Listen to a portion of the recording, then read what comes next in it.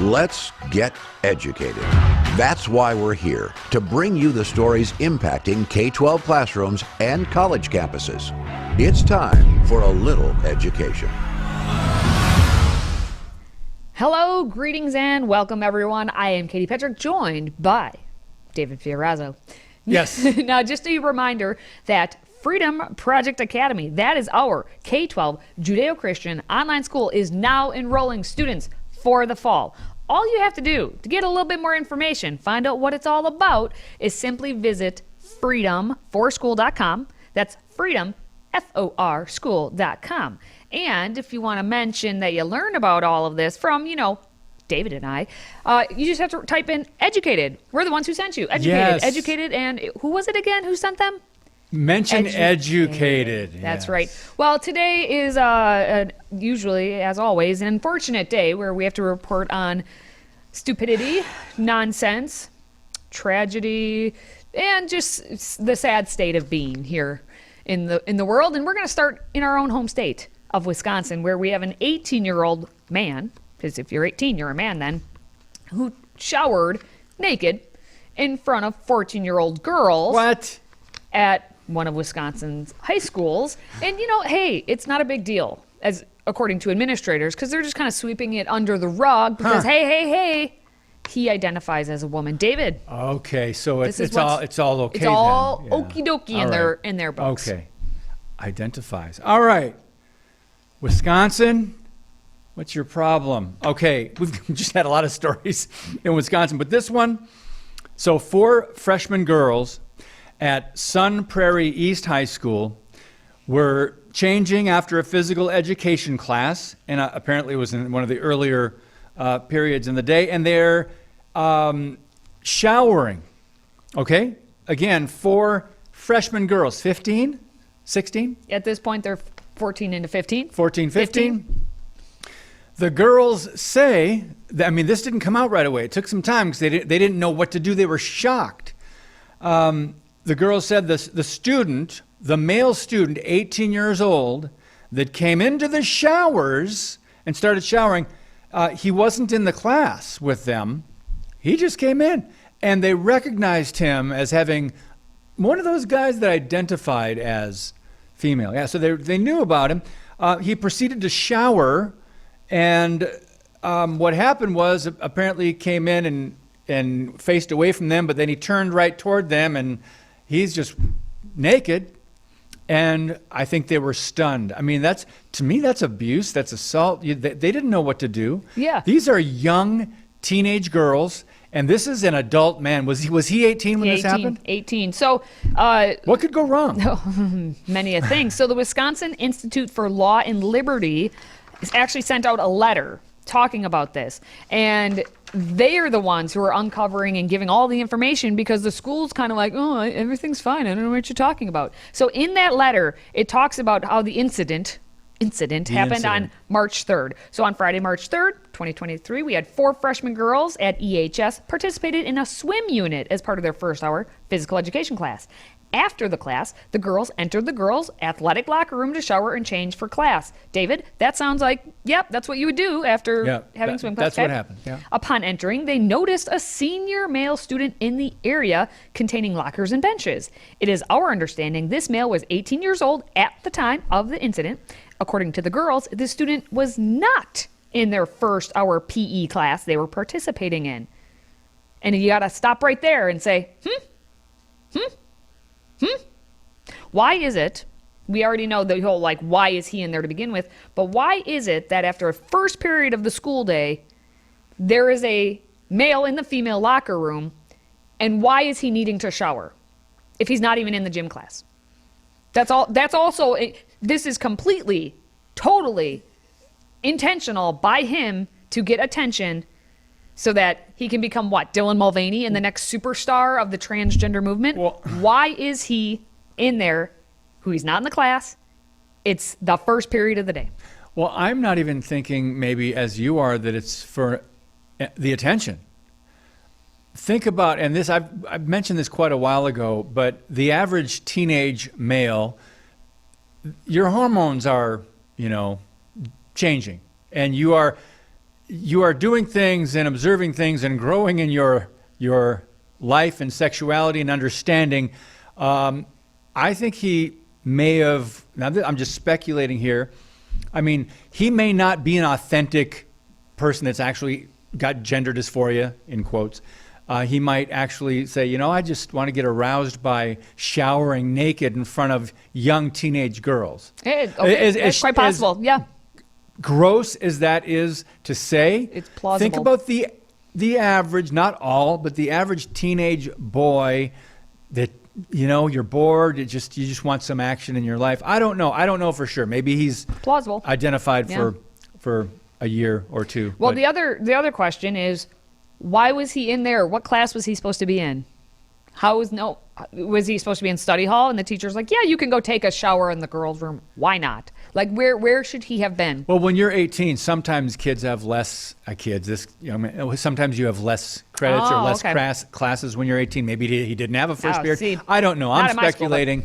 But the whole fact that this happened is disturbing enough. But the school district's response, you want to go for that? Oh, do I have to? No, you don't have to, but you do it so well.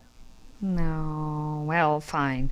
Basically, the long and short, without reading the exact statement from them at the moment, is it's okay because we'll handle it. We'll handle it. But if you want to read the exact statement-ish, I will. The school district released their statement saying that they stand by the LGBTQIA plus students and staff, taking seriously our responsibility to provide safe, non-discriminatory, and inclusive environments for people of all orientations and identities as they reflect our diverse community around us. And also, all children will be safe and loved in our schools. Oh, except that was thank you. Brilliant. Except for those 4 girls. Yeah, so let's hear from the lawyer now and see what he has to say. Go ahead.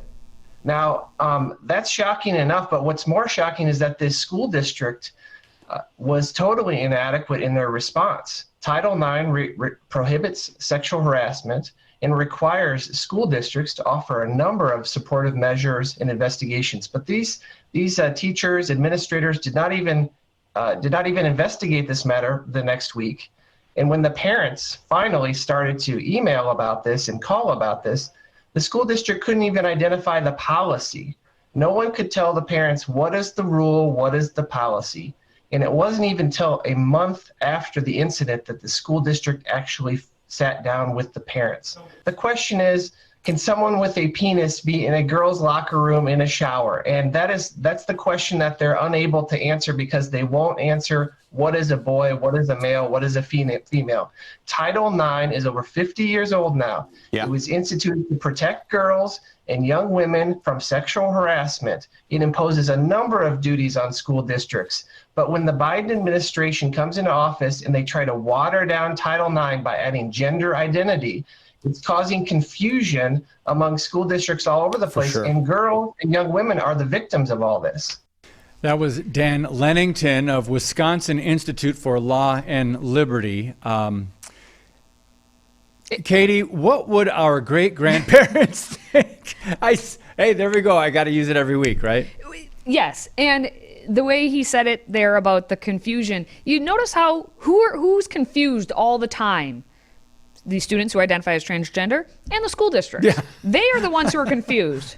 The moms minority, and dads, females, most of society, we are not confused. Yep. It's all those, though, who either, 1, yell the loudest, the transgender students, or 2, the school districts, the ones who are in charge, who have the power to do this. But this is why we're trying. The Biden administration is trying to get rid of Title IX in whatever its current state is, where it truly does protect women, females, because those transgenders. So now we're trying to make it not Title IX for women, it's Title IX for mostly men who think they're women. Yeah. We've got to move on. From Wisconsin, we're going to go to Vermont, talk about 5th graders at an elementary school being told to avoid using terms like boy and girl in their health class and replace them with language like person who produces sperm and person who produces eggs. What? Stay with us. That's next. Today's episode is brought to you by FreedomProject Academy. Take back your kids' education. FPA's fully accredited classical curriculum provides live, on-demand, and homeschool courses built on Judeo-Christian values. Request your information packet and save 10% on tuition by visiting freedomforschool.com. That's freedom, F-O-R, school.com.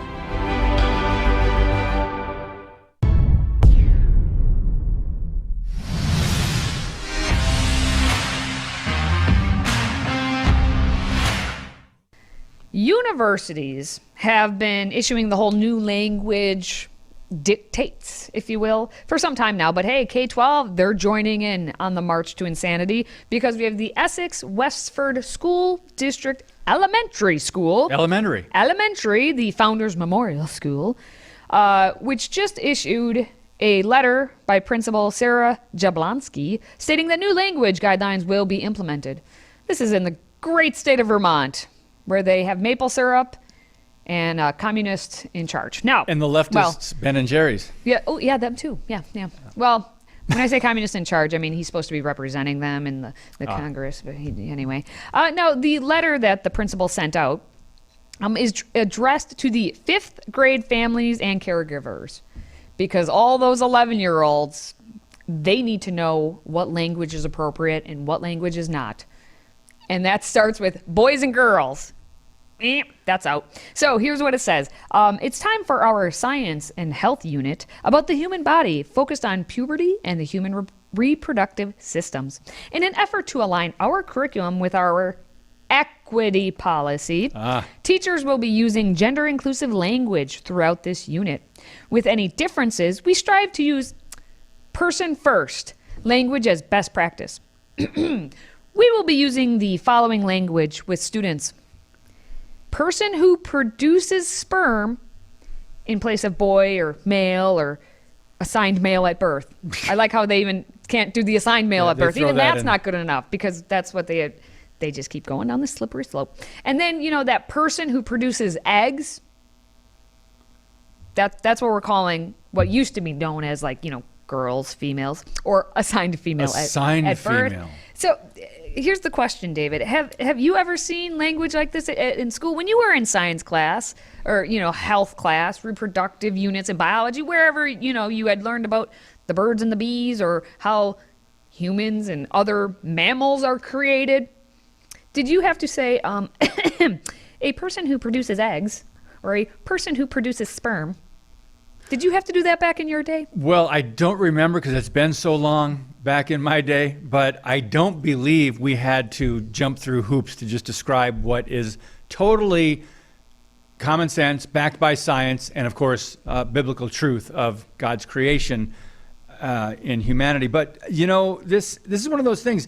Does this fall under the umbrella of diversity, equity, and inclusion? Oh, sure, because it did say in there the equity policy. Equity. I mean, at least they have an equity policy to go off of. Justice, but it's not true justice. No, it is not. It's selective, and really, it's not justice for everybody. Well, and what was interesting then, too, they had to try and cover their back ends because they didn't want, because you can't offend anyone. So they were like, Well, they just did. Well, yes. Anyone who's going to raise a big hoopla about it, really. They said, we're working on editing worksheets and handouts to reflect these changes, but you may see some worksheets that have not yet been changed. So in other words, please don't attack us, because we're really doing our darndest to make it so everything is okay and inclusive in your mind. And I know you can't handle what a male and a female are. So please, mea culpa, mea culpa. This is what they're doing. They also said there's a binder. A what? A binder. Oh, that kind of binder. Yeah, that kind of binder, not the chest variety. Okay, all right. In the main office for parents to view, and they're supposed to reach out with any questions they have. Here's my question. What's a woman? That's all. Can I read one of the response just from one person on Twitter regarding this? Just one. Just one response. Are you kidding me? Because it's all in capital letters and an exclamation. All in capital. Stop it. Stop focusing on sex and gender and focus on education in caps. No wonder kids are confused. No wonder they lack grammar skills. No wonder they are lost. They go to school to learn. You can't learn in that word salad environment. Homeschool your kids in Vermont. And we applaud that heartily applaud. here. We applaud. And at Educated and Freedom Project. And we are thankful for people like that who are just saying enough is enough. It is enough. And it's enough of that story. It's enough. That's so enough. when we come back, we have a statue of a man in Denmark that's turning heads for all kinds of reasons. You're going to see it. Just return and you'll see it. Oh, gosh. Today's show is sponsored by our friends at MyPillow. Save up to 66% on pristine quality bedding, towels, slippers, signature pillows, and much more when you use the code EDUCATED. That's EDUCATED. Educated. Support this show and a great American company.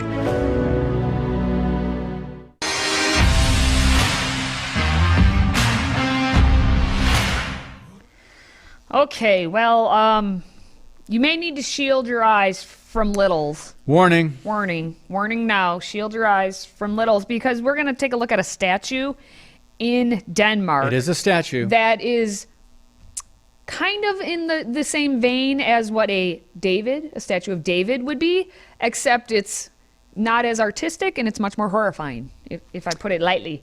Yeah. Yeah, so this is in Denmark, like the country of Denmark. And Denmark, it used to be known for producing Hans Christian Andersen, and being the birthplace of Lego. Did you know that? No, I did not know that. A little fun fact. Anyway, it's now known for trying to make it seem like that men can birth babies and breastfeed specifically babies. They think they can breastfeed babies, and there's a statue, so that obviously means it's truth. We have a statue of a naked, bearded man attempting to breastfeed an infant, and it's drawing disapproval on social media for what some critics are calling female erasure. The nude figure, constructed in 2021 as a self-portrait by Aski Krejlgaard, is depicted with exposed male genitals and breasts, to which he is holding a feeding baby. Now, it was used to commemorate International Men's Day in 2021, but now it was placed outside of the Gender Museum. Yeah, say that again. Make sure everybody understands. Gender Museum in Aarhus, Denmark. And the museum actually used to be called the Women's Museum, but hey, we can't have anything of women anymore. It has to be inclusive. Gender Museum. Now, the Gender Museum, of course, defended and justified why we must have Mr. Man Bun out there breastfeeding. And of course, it has to be a man bun with the beard. That's what it was. That's the style that they go for. And it's Denmark. It's Denmark, and it's Portland. Every beta, it's every beta male out there. Now, they justified the decision to change their name to the Gender Museum by claiming that gender roles had changed significantly. Yes, beta males. And that the emphasis of the museum would be focused to shift towards freer expression of all genders, of which there's apparently a million, so we can never understand and never get any sort of conclusivity of anything, because it's just whatever you want, whenever you want it. And so, as their website states, a lot has happened in the relationship between the sexes since the Women's Museum Association saw the light of day. I like that term, huh? Men's gender roles and function in society have also changed significantly. So what, that means that men can breastfeed now? That biology has not changed. So roles have changed and function in society. Now, yes. I know there are a lot of working moms, and so that means some dads are at home. Yeah. But guys, again, this is delusion.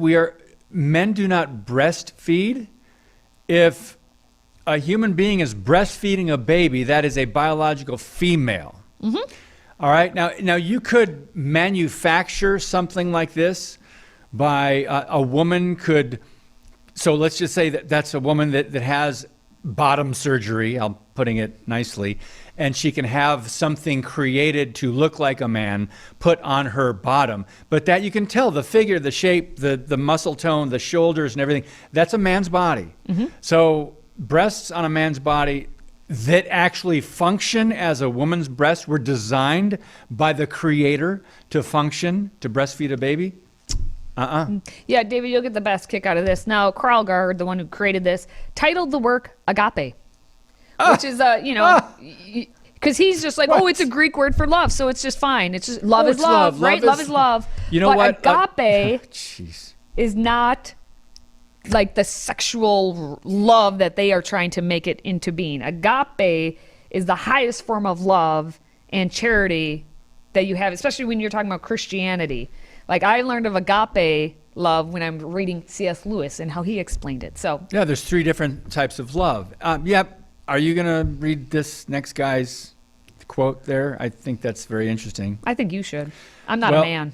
Yeah, so Soest Bonin sharply condemned the museum's decision to commission and feature the piece in an article published by Kristeleit Dagblad titled, "Statue of Breastfeeding Man is a Pedophile's Dream."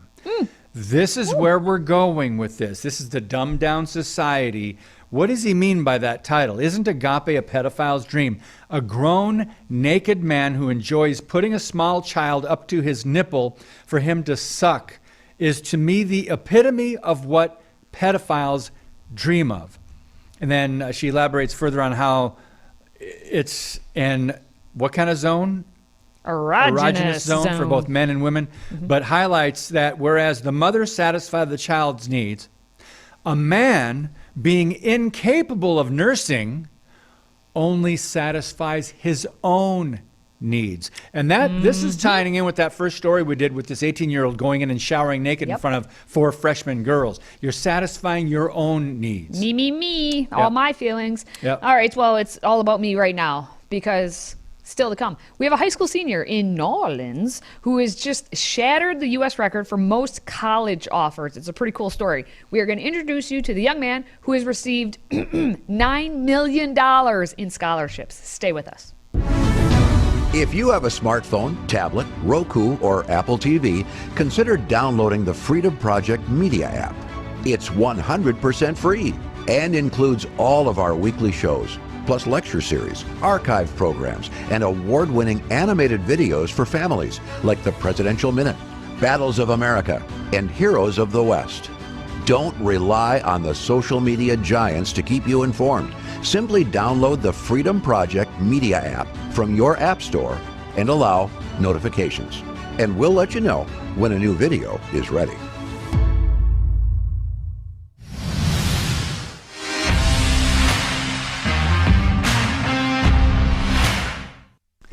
All right, welcome back. Thanks for staying with us after some of the stuff we tackle on Educated. But next headline, New Orleans senior. This is a good news story. Shatters U.S. record with 125 college offers, $9 million in scholarships. All right, Dennis Barnes, he's a senior at International High School of New Orleans, set a new national record by receiving, like we said, 125 colleges and universities offers, totaling more than $9 million. Let's watch this video and you'll find out more. We'll come back and talk about it. At just 16, Dennis Barnes is anything but the average child. He's just a few weeks away from graduating from International High School, and he's got a big decision to make.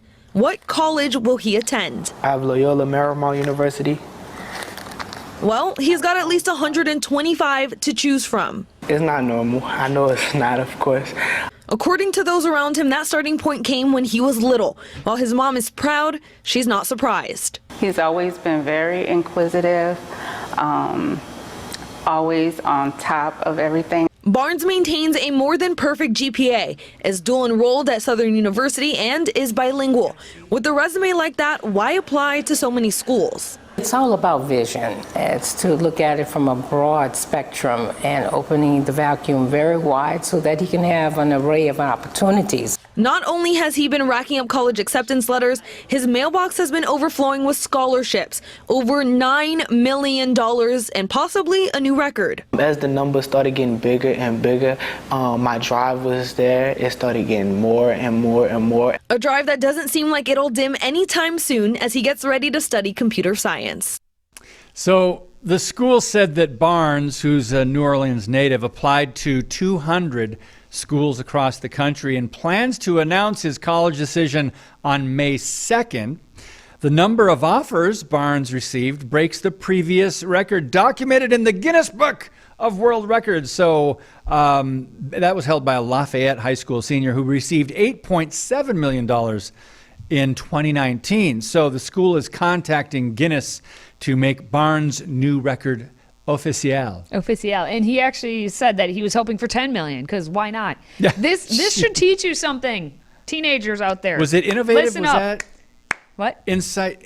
What was that? He had a quality. He was being Intuitive? Intuitive. Was that it? Yeah. Intuitive. Be intuitive and intentional and Intentional. all of the other IN words. Now, this is what's so fascinating. Children, teenagers, listen up. All you have to do is apply for scholarships. What this man did, this young man, he sat down and he applied For 200. for 200 schools. I'm not Sheesh. saying you have to go for 200 schools, but there are a lot of scholarships out there that no one, they're like, I can never get it, so they never apply, so they never try, and the money sits there. And these there's crazy amount of scholarships out there. Just try. He has a 4.98 GPA, it says, which is like with weighted classes and all that. It's insane. But he is focused on his schooling and he's doing he's being diligent about his work and what his future may hold. All right. So he's putting it out there. Just apply, see what happens. You might get $9 million worth of scholarships. So his advice to other students, especially seniors applying for colleges, is to be vigilant. Diligent and vigilant. Yep, diligent, vigilant, and did you say intuitive? Yeah. Yeah. Inquisitive. The road to a successful future, to plan ahead, network with the college or the collegiate partners, and know that if you can see your vision, you can achieve your goal. That's right. And you can achieve your goal, which you just did because you watched an entire episode of Educated. Hey, you made We it are through. proud of you. We don't have $9 million to give you, but we thank you for being here because you clearly are a fan of this show. Thank you. I mean, one more little thing from you. If you could just maybe like, comment, share the video. Share, that'd be share, great. share. That'd be so nice of you to do. Now, don't forget as well to check out Freedom Project Academy for this upcoming fall for your students so that your students then can get that $9 million in scholarship.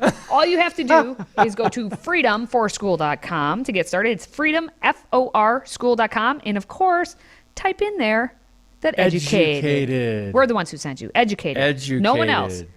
Educated. Now for David and myself, thank you for watching. Thank you for listening. And thank you for supporting what we do. Until next time, stay educated.